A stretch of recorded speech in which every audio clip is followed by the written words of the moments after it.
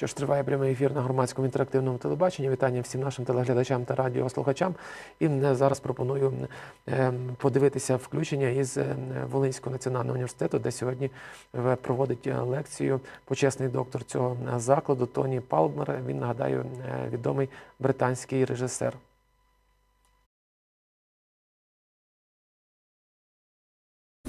What do you think of the pandemic? What do you think of England? What do you think of European politics?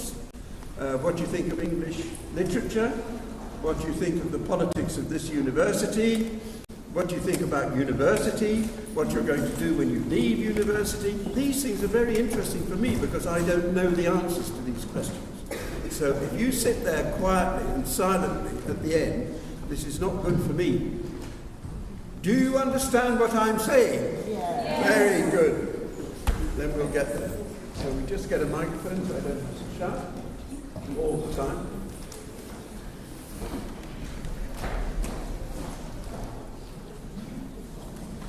Modern technology.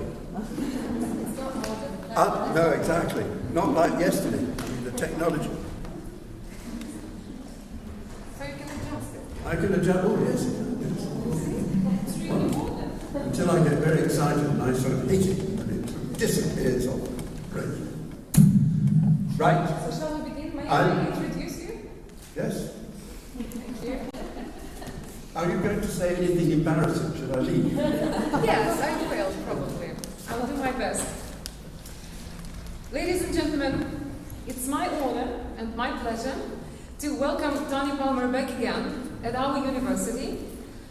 5 years have passed since the inauguration ceremony, when Mr. Palmer was granted the title of an honorary professor of Lесі Українки National University. And I seriously doubt that any other honorary professor has been that persistent in delivering annual lectures.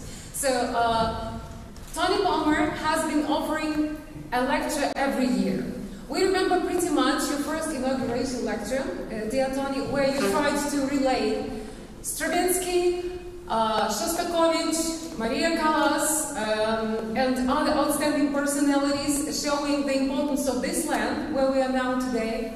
And we pretty much remember your lecture about, entitled, Did Bob Dylan Deserve the Nobel Prize? So can you imagine, here in Lutz, we had a conversation strongly related to the procedure of awarding the Nobel Prize, and we discussed the procedure as well as the reasons why singing poets definitely deserve to be awarded the Nobel Prize. And that was thanks to you, Tony. Thank you very much for that. We all remember your outstanding lecture, The English Language as Love Poetry. I really like the title because usually we would offer something like the English lecture as the means for writing like poetry, but Tony decided to entitle it The English Language as Love Poetry, claiming that, of course, after the Ukrainian language, the English language is the perfect means for writing love poetry. Of course, yes, I know that. Thank you very much. Last year, due to coronavirus limitations, we didn't have a chance to welcome you in person, Tony, but that wasn't a disaster because you delivered a brilliant lecture entitled What a Mess We're In. And you told us about the state of art with the invention of vaccines and how the world had been surviving the coronavirus challenge. And now you are here again, back again, double vaccinated as all of us, I mean the teachers and the students, I believe that they will join us. So thanks God that we have developed this friendly relationship, and thanks God that we have a chance to talk to a wonderful, amazing person in person. So thank you very much for coming. Yeah, I'm playing.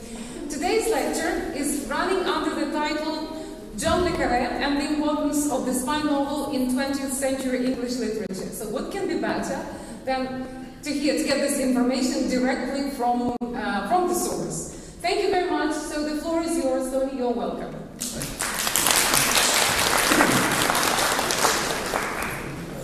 The just two things I would like to comment on what the professor has just said.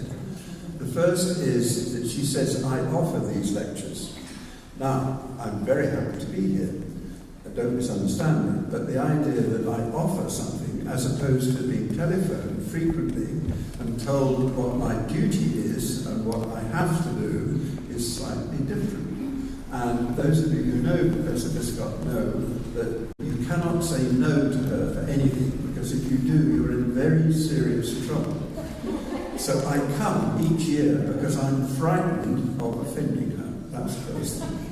The second thing is that the lecture that she refers to, which we did on Zoom, was, if you remember, those of you who saw it, there was one really, really important thing that I think I said, I know I said, in the course of that discussion, which was that when the pandemic began and got worse, there was enormous discussions throughout Europe, particularly, of course, in England, but in the European Union as well, about the problems of immigration, immigrants, and what a terrible thing this was, and that politically we had to do something about it, because otherwise the whole of European civilization was going to go straight down the tubes because of immigration. This was the big problem.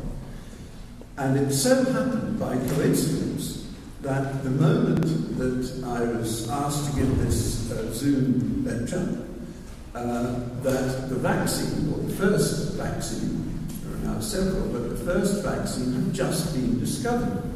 And I thought this was really, had to be commented on, because the two people who discovered it in Germany were both immigrants. So can you imagine what would have happened had the European policy, that's very bad in some countries, Hungary is an absolute disaster for me, very bad, we must not have immigrants at all under any circumstance whatsoever. We would have missed the two who found the vaccine. So that seemed to be the perfect comment on the idiocy that the whole question of immigration was being discussed. If you want to talk about that afterwards, I'm very happy to talk about it, because I feel very, very strongly about it. We in England, English society depends upon immigrants. We need immigrants. I don't care what the government policy is. The government policy, if it says it's against immigrants, they are liars. All politicians are liars, but they're worse than most. Because we would have no transport system in England without immigrants. We would have no national health service in England without immigrants. We need immigrants. Every country needs immigrants. The entire history of the world is people moving around and learning about other civilizations, like me coming here, I'm not an immigrant, but to learn about civilization, culture, art, life, how you are as people in Ukraine. So, that's one thing we're going to talk about afterwards, I hope. But back to what I'm supposed to be talking about. I will try and speak as slowly, and not slowly, but as clearly as I can. So if you don't understand what I'm saying, just wave your hand. If too many people wave your hands, I'll leave. Now, it was the American President, Kennedy, who catapulted the spy novel into the center stage of English literature by telling us that one of his favorite pieces of things that he loved to read were the James Bond stories by Ian Fleming, and in particular, From Russia with Love. But given that this was at the height of the Cold War, missiles were placed on Cuba, 90 miles from the coast of the United States. So Kennedy says, I love the James Bond novel. Now, you've all heard of James Bond. Even if you haven't read the books, I'm sure you've seen the films. There are 14 books altogether, which the most famous James Bond is Sean Connery. You've all heard of him, I'm sure. Now, Fleming himself had been an intelligence officer in the British Navy. He was a spy, in other words, in what was called MI6, Military Intelligence Section 6, during the Second World War. Bond, who you know if you've seen the films, he loved fast cars, he loved food, He loved alcohol and he loved sex. And he smoked 60 cigarettes a day. So did Ian Fleming. And so did Kennedy. So no wonder they saw eye to eye. Also, of course, Kennedy liked the idea of Bond's ability to conquer the world, to keep enemies at bay. Now, Fleming was a university educator. He'd been to Eton, the most famous English public school, and he spoke perfect Queen's English. And I thought that one of the ironies when they cast Sean Connery as James Bond was that James Bond, Sean Connery, speaks very, very bad English. He speaks with an extremely broad Scottish accent, which even Scottish people don't understand. So when he was cast as James Bond, he had to go and have English elocution lessons in order to sound like James Bond. I always thought that was a bit crazy, but there we are. But it was Fleming and Kennedy who transformed these rather sort of trashy, silly stories into this universal movie franchise which earned millions, if not billions, of dollars. And it's no irony, it's a wonderful coincidence that the latest James Bond film opened in London last Friday. And it is being written about as a magnificent film, but it's also being written about as finally we have something which will pull people back into the cinemas. All the cinemas have been closed because of the pandemic. So James Bond, yet again, is going to save the world by getting audiences back into the cinema. Now, Ian Fleming, died in 1964. Before his books, and indeed the films, became such iconic symbols. They've sold so far over 100 million copies, these books. Fleming clearly wrote about his own experiences. Before the war, he'd actually been in Moscow as a reporter, covering various of the show's trials of Stalin. He'd even tried to interview Stalin himself. And one of Fleming's proudest possessions was a letter that Stalin had written to him, or it looked as if Stalin had written to him, saying he was very sorry that he didn't have time to do the interview. Maybe he was just too busy murdering people. Stalin, that is. Fleming always said that his image of James Bond was based on a photo he had of a 30-year-old famous American songwriter called Hoagy Carmichael. I mean, that sounds crazy, but apparently it was true. He also wrote a letter in which he said, I wanted Bond, remember the famous Bond, I wanted him to be extremely dull, a very uninteresting man to whom things happen. I wanted him to be a blunt instrument. And when I was casting around for a name of my protagonist, I thought, my God, James Bond is the most boring name I've ever heard. So he called his hero James Bond. Now, I don't want you to think, because you're all going to rush out and read the novels now of James Bond, of Ian Fleming. I wouldn't want you to think that Fleming wrote badly, because he didn't. And this is the opening paragraph from the very, very first Bond novel, which was called Casino Royale. I quote, "The scent and smoke and sweat of a casino are nauseating, sick-making at 3 o'clock in the morning. Then the soul erosion produced by high gambling, a compost of greed and fear and nervous tension, becomes unbearable, and the senses awake and revolt from it." That's very, very good writing. It's not genius, but it's really very clear, clever writing. So don't think that just because he wrote these trashy novels, made into sometimes trashy films, that he couldn't write. He could. So if you get the chance, find Casino Royale and read it. Now, Fleming wasn't the first English novelist to write about spies. The first great writer was perhaps Joseph Conrad, who we've talked about before, who, as you know, was Polish-Ukrainian, born in 1857, about 150 kilometres from here. And he wrote some of the greatest and most beautiful English you're ever likely to come across. And I plead with you to go and find the novels of Joseph Conrad and read them if you want to know what really great English literature is like. Now, his spy novel, wrote one, was called The Secret Agent, but title for a spy novel, when you think about it. That was published in 1907. The story is complicated, but I won't bore you with that. But it concerns a man called Adolf Verloc, who was a spy working for an unnamed country. It's pretty obvious it's Russia. Don't forget, this is before the Bolshevik Revolution, so there was already great fear in the West, and particularly in England, about what was going to happen in Russia. So Conrad wrote this very forward-looking novel about what would happen if we had Russian spies working in London. Verloc, our hero, is approached by a man called Ossipon, another boring name, who's also called, appropriately enough, the Professor. He's an expert, so he claims, on explosives. So his plan is to blow up the Greenwich Observatory, because then everybody will get really worried about the fact that there are spies operating in London and have blown up this famous monument.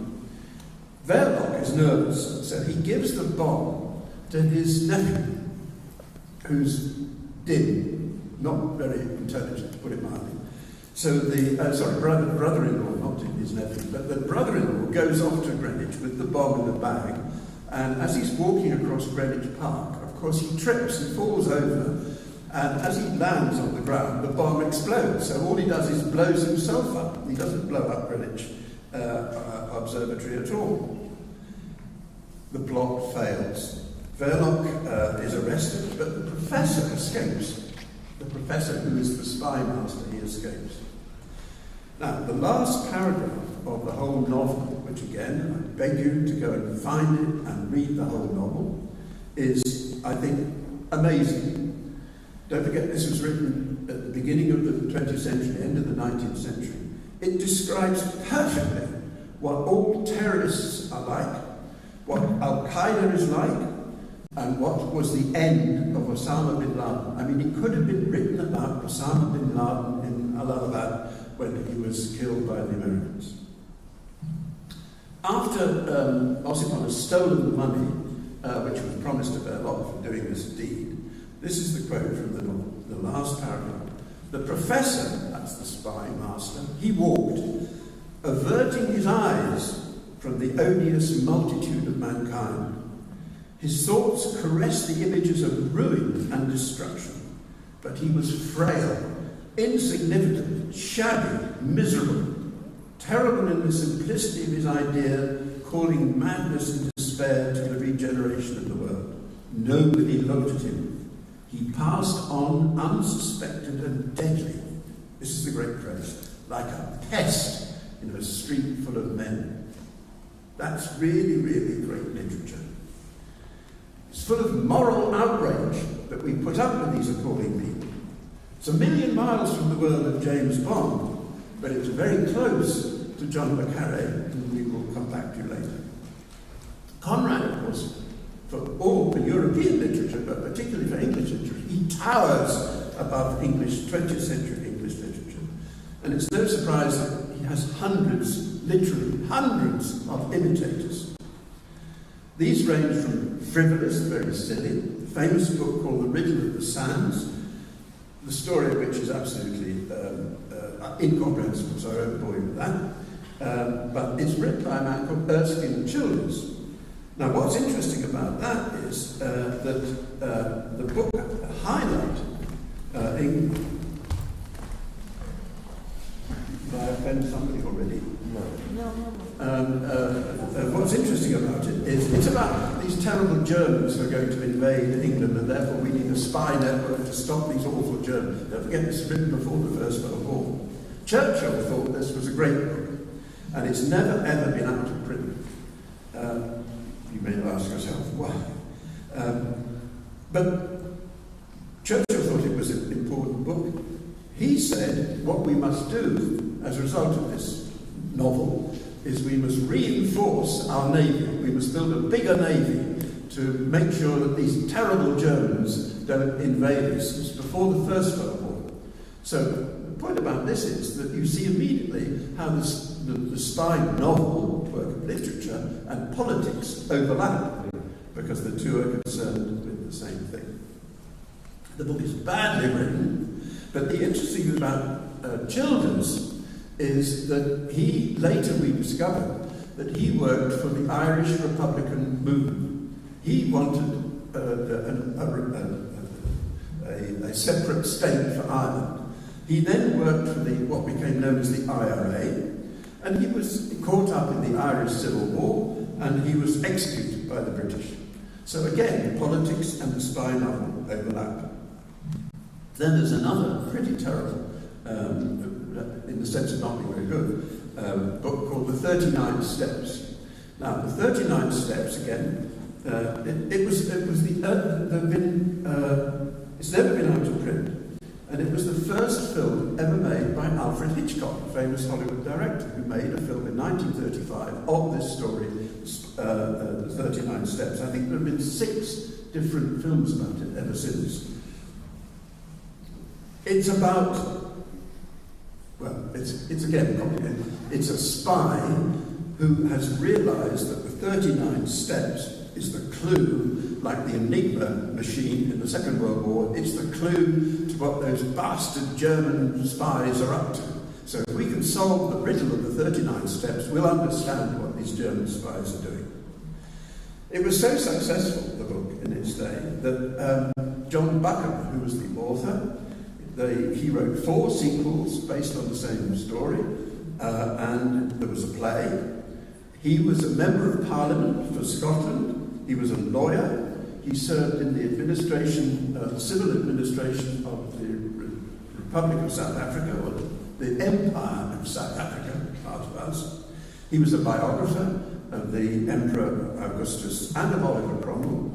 And later he was Governor General of Canada. When he died in 1914, he was given a state funeral, not as a novelist, but as a politician. So again, you see politics and the novel overlapping. Now, I'm going to jump forward now to probably the most important of the middle of the century spy writers, a man called Graham Greene. And again, if you've not read the novels of Graham Greene, I beg you to do so. They are absolutely wonderful. He's probably the finest of all English 20th century novelists after Conrad. He won the Nobel Prize for Literature, would you believe? He wrote 25 novels in 67 years, and what he was interested in was the moral and political divisions that happened in the world. He won the Shakespeare Prize, he won the Jerusalem Prize. He famously would write every day 500 words, exactly 500 words, at a desk standing up like this. He would do it after breakfast, and he always made a point of stopping the 500 words in the middle of a sentence. Yeah. So when he came back the following morning, he knew, oh, well, I've got that sentence. Now, how do I finish that sentence? It was a very clever piece of writing. 500 words a day. Now, he had also worked as a spy in MI6 that we referred to. He was in Cuba, the beginning of the Castro Revolution, for his comic masterpiece, Our Man in Havana, which ridicules the British civil service, while at the same time pouring scorn on Castro. He was in Haiti during the murderous regime of Papadoc Duvalier. He was in a leper colony in Africa for his book Burnt Out Case in the newly liberated Congo. And he used leprosy as a metaphor for the rotten state of African politics in the early 50s and early 60s. And finally, most importantly of all, he wrote a book during the Vietnam War called The Quiet American, famous film, The Quiet American, in which he foresaw that America's involvement in Vietnam would only lead to disaster because of the corruption and the stupidity of most American presidents and of most American people who were operating in Vietnam. So Greene, again, wonderful novelist, was very much involved in politics and literature. Most famously of all, he wrote a book called The Third Man, which became one of the great British films immediately after the First World War. Vienna, after the Second World War, was divided into 4 zones: American, French, British, and Russian. And Orson Welles, in the film, is a drug smuggler who is stealing penicillin being brought by the Americans to save the children of Vienna. And Orson Welles is a gangster, plays a gangster who is just stealing the penicillin and then selling it to whoever would pay for it and making a lot of money. Now, in the film, Welles delivers one of the great definitions of democracy. Again, novels and politics. He speaks to an American friend. You may have all seen this film. And they're on the big wheel in Vienna, Riesenrad. And he speaks to the American who suspects Welles, the character of Welles, of corruption. So he challenges him. And Welles immediately says, "This is the truth. You know," he said, "in Italy, for 30 years, under the murderous Borgias, they had, the ruling family, they had warfare, terror, murder, bloodshed. But they also produced Michelangelo, Leonardo da Vinci, and the Renaissance. In Switzerland, they had brotherly love, they had 500 years of democracy and peace, and what did they produce? The cuckoo clock." Welles always claimed he'd written that speech. He had not. That's pure Graham Greene. I know exactly where it came from. Now, Greene was the most, until the Bond characters came along, was the most filmed of all 20th century novelists. There are 66 films based on his work. Some of the novels have been filmed many times.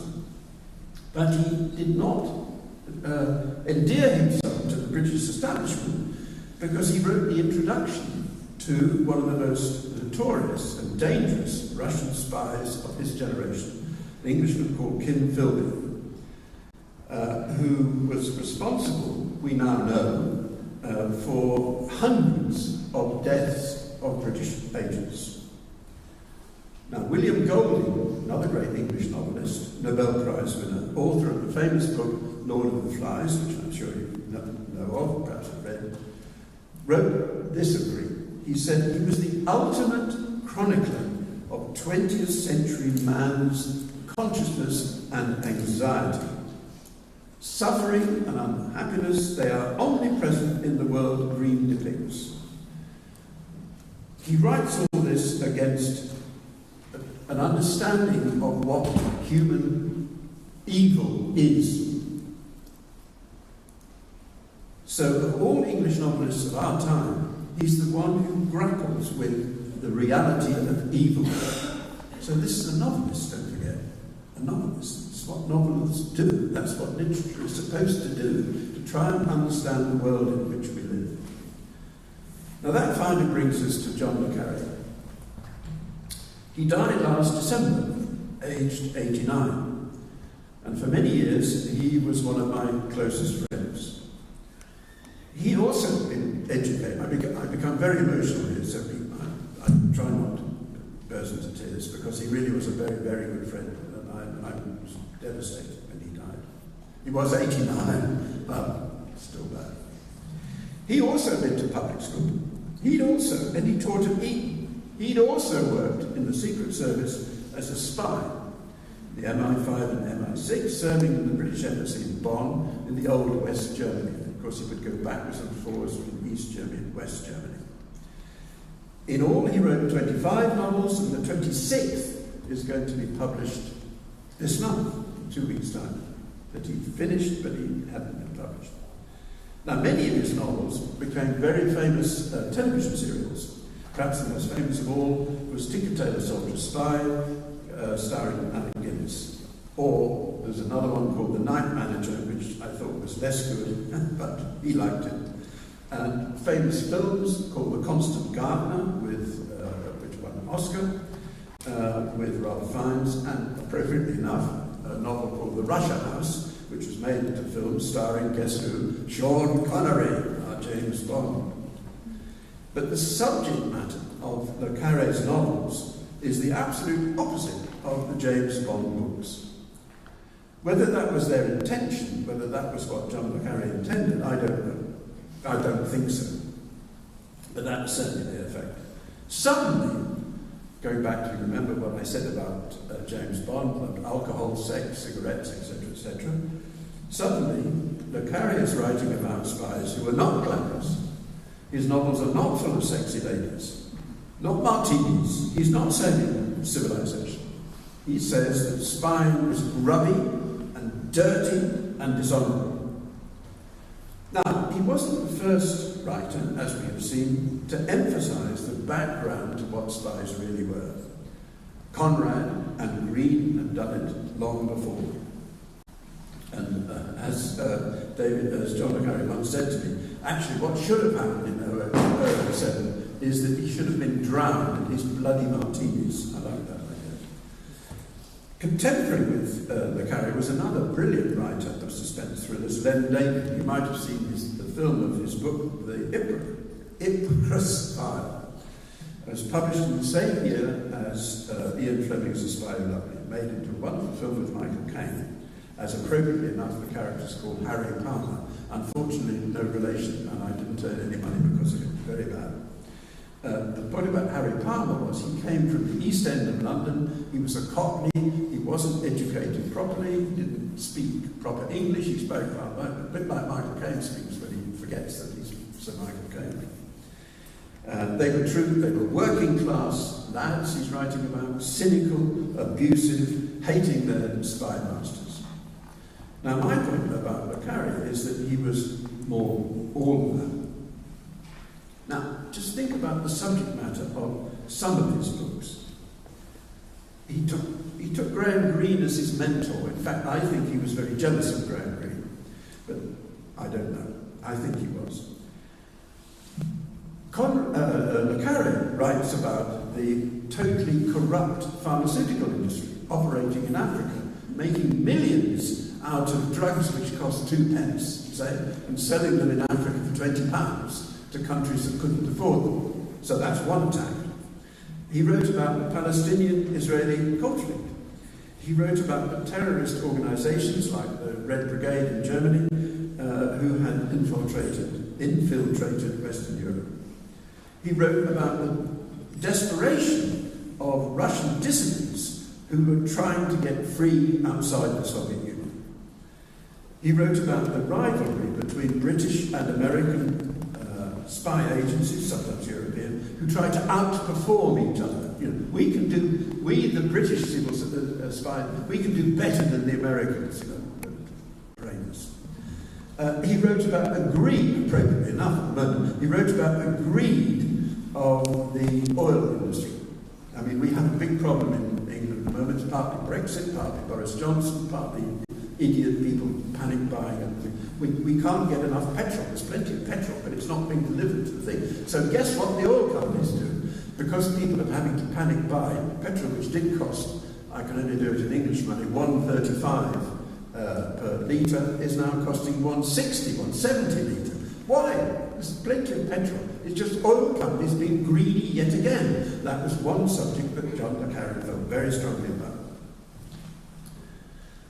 He was given the Goethe Prize in Germany, he got the Pallmer Prize in Sweden, countless honorary degrees all over the world. Not here. We made a bad mistake not including them. Now, Le Carré was only his pen name. He'd long forgotten where he got it from. His real name, I'll talk about him in his real name, was David Cornwall. Appropriately enough, he lived in Cornwall, almost next to me, but Le Carré was his pen name. His principal theme, always, in all the novels, is about betrayal. I'm sorry, ladies, usually by a woman. Not always. He had a monstrous father, nothing personal. He had a monstrous father called Ronnie, who I never met, who was a con man, apparently. He was always in and out of jail, and from the jail he would ring David Cornwall as he was become to be very successful, and said, you know, I need £1,000 today, which I can bribe the governor of the prison with, and he'll let me free. He was a friend, Ronnie, father was a friend of the Cray twins. They were notorious gangsters who operated in London. He also, at various points, according to David, he claimed to be the father claimed to be the owner of a string of Arab horses.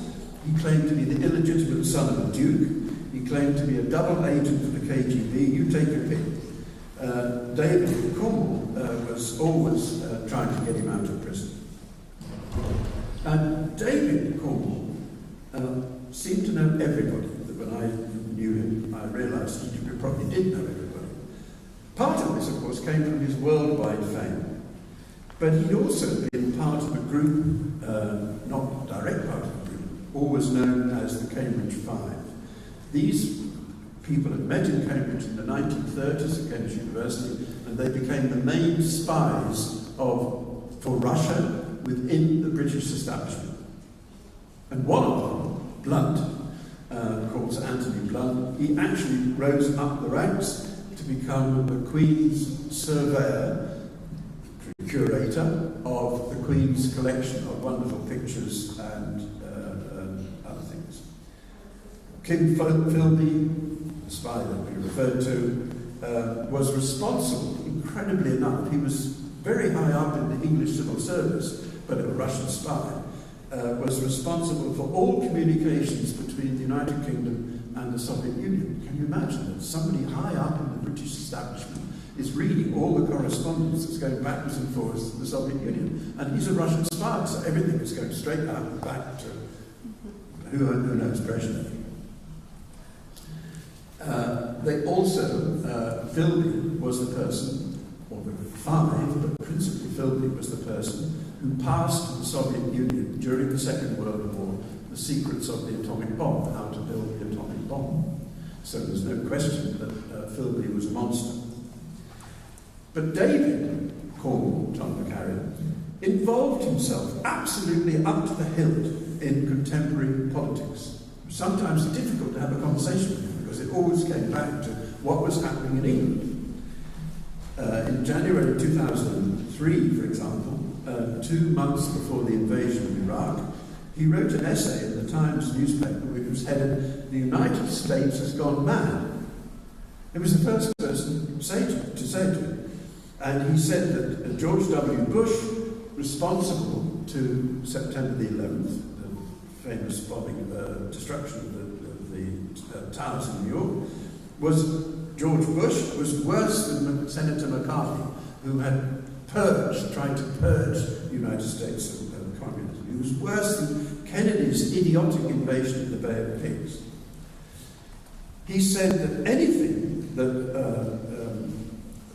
what was happening was in British and American politics was beyond what anybody, including Osama bin Laden, could possibly have imagined.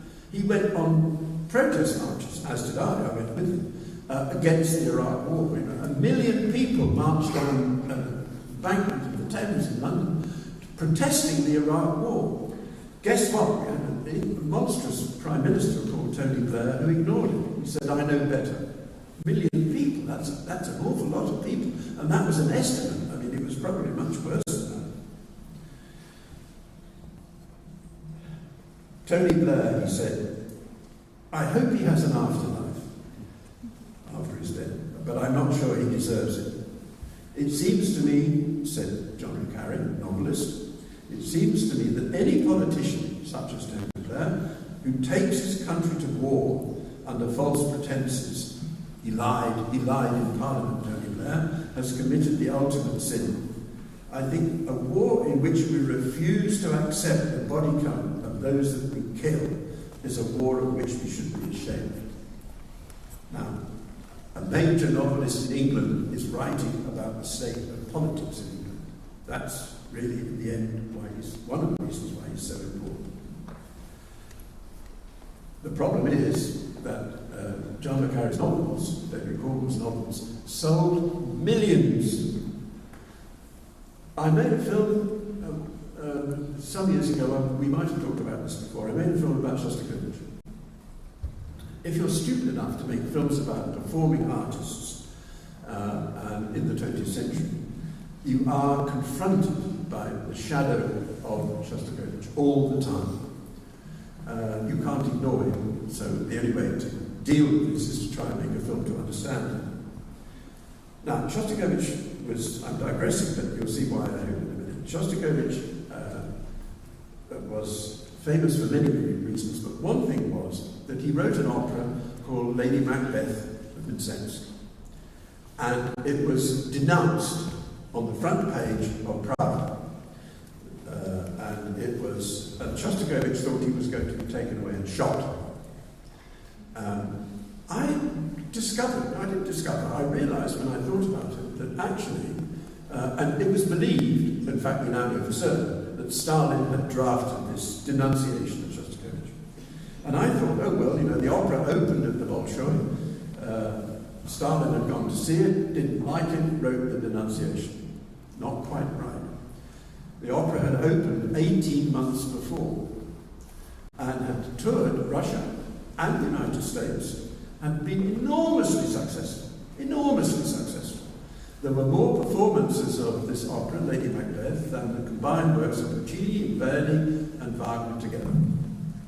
Now, if you listen to the opera, Lady Macbeth, it sure as hell ain't Puccini. It's aggressive, angry, upsetting music. It's not easy listening. So why had it had so many performances in these 18 months? And the penny finally dropped in my adult brain. It was because Shostakovich spoke for the great majority of the Russian people who had no other voice. You know, if you write a poem and it says Stalin, bad man, he could read that, you outbang your dead. If you write a tune which says it, very, very hard to prove. And that's what Shostakovich had done. Shostakovich had said what the Russian people, the majority of Russian people, wanted to say, but could not and did not. That was why Pravda got angry. And that's really why David Cornwell, one of the reasons that David Cornwell is so important, because he was writing about English politics and American politics in a way that nobody else dared to do. And he's writing from the point of view of an extremely popular, not like James Bond, but an extremely popular, widely read, his books have sold in millions, novelist. So the novelist has a moral function. The novelist has a function to hold up a mirror to society and say, this is what it's like. It's not escapism, there's something serious going on here. Now, John le Carré's fame started really with the third novel that he wrote, which is called The Spy Who Came In From the Cold. Coming in from the cold means come back to us, be part of the establishment. And he wrote it while he was still working as a spy himself in the British Embassy in Bonn. He wrote it all out in longhand. To his dying day, he couldn't type, so everything had to be written out in longhand. And I can tell you his writing is not very clear, but his wife typed it out. The story is complicated again, but it concerns a man called Alec Limas. Alec Limas is a sort of spy master who, from West Berlin, who is running, organizing all the agents in East Berlin, or East Germany. Somehow, the story tells us, many of these agents have been arrested and killed. And Limas's boss, who's called Control, wants to find out why. The novel incidentally provided Richard Burton, great actor, with probably one of his really great screen roles. Again, if you haven't seen the film The Spy Who Came In From the Cold, it's one of the great films you should try and watch it. Again, the story is very complicated, it's not really relevant, but Limas, Richard Burton, he's officially thrown out of the British Civil Service, the British Secret Service, in order to be recruited by the East German spy agency, because he's drunk and he's no longer been used, so they think, oh good, we can get him and he will become a double agent. It's a familiar story. The problem is that what the plot is that the East German spy agency, which is called the Untitled, is in fact run by a British agent. But his assistant, who's Jewish of course, is on the verge of trying to uncover the fact that the head of the East German agency, the Untitled, is a British spy. So they're trying to find a plot to discredit this assistant who's trying to get rid of him. Find out what happens, you have to read the book. Eventually,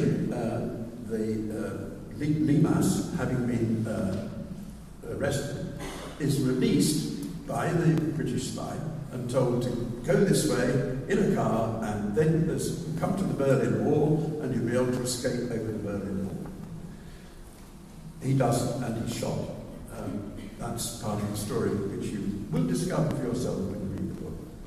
But in the car, on the way to the Berlin Wall, having escaped, you see this in the film, but in the book it's even more powerful. Limas is with somebody who is a member of the Communist Party. And he suddenly absolutely explodes at this woman, and says the following. He says, "What do you think spies are? Do you think they're priests or saints or martyrs, moral philosophers measuring everything against the word of God or Karl Marx? They're not," he says. "They're a squalid procession of vain fools, traitors, queers, homosexual sadists and drunkards, hen-pecked husbands, little people who play cowboys and Indians to brighten their rotten little lives. Do you think spies sit there like monks balancing the rights and wrongs? I'd have killed Mund, head of the Empire, if I could. I now hate his guts because of what he has probably done to all my agents. But not now. Now I know that he's a British spy, and London needs him. They need him so that the great moronic mass that you admire, and the Communist Party, can sleep soundly at night in their flea-ridden little beds. They need him for the sake of ordinary, crummy people like you and me. That is the price we pay to despise God and Karl Marx in the same sentence." So you see, to describe John le Carré as a spy novelist is totally inadequate. It's even misleading. Like all great artists, like Conrad and Green before him, le Carré confronted the political and social world as it is. Pathetic, mendacious, tells lies all the time. And he used the weapons of eternal truths of right and wrong. That's what novelists do. Of justice and truth. Ideas that still resonate around the world. Here, in Russia, in Belarus, wherever tin-pot little dictators can be found. And will do so as long as English literature is read. That's his importance. Now you ask questions, before I become emotional talking about my friend.